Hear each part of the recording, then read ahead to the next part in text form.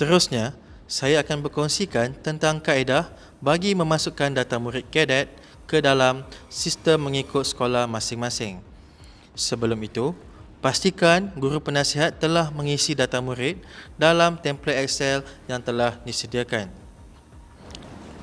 Di sini adalah panduan untuk mengisi maklumat dalam template tersebut.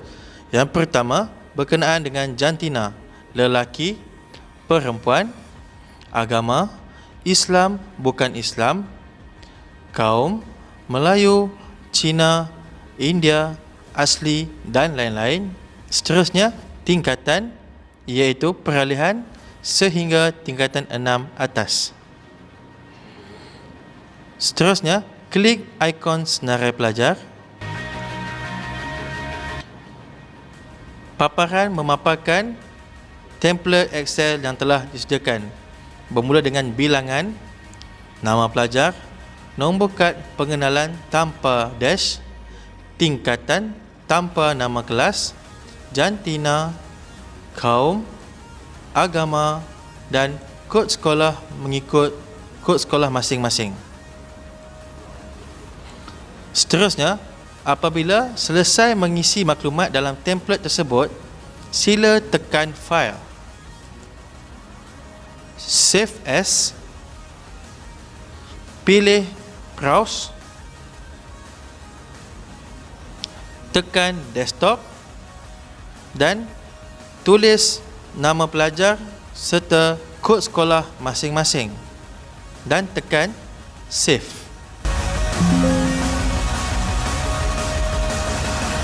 Seterusnya, pergi ke aplikasi Cadet Smart. Seterusnya, pilih senarai murid.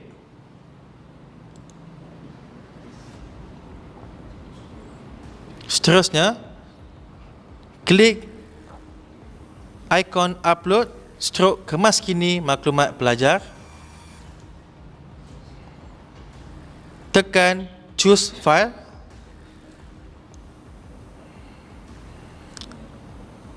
Tekan template pelajar mengikut kod sekolah masing-masing.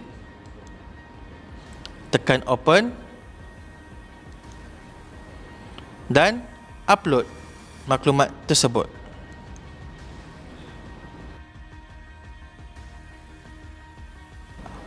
Apabila upload maklumat pelajar berjaya, sila tekan kembali.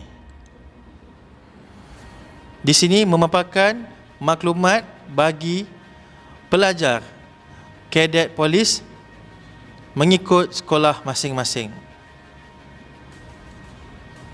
Sekian, terima kasih.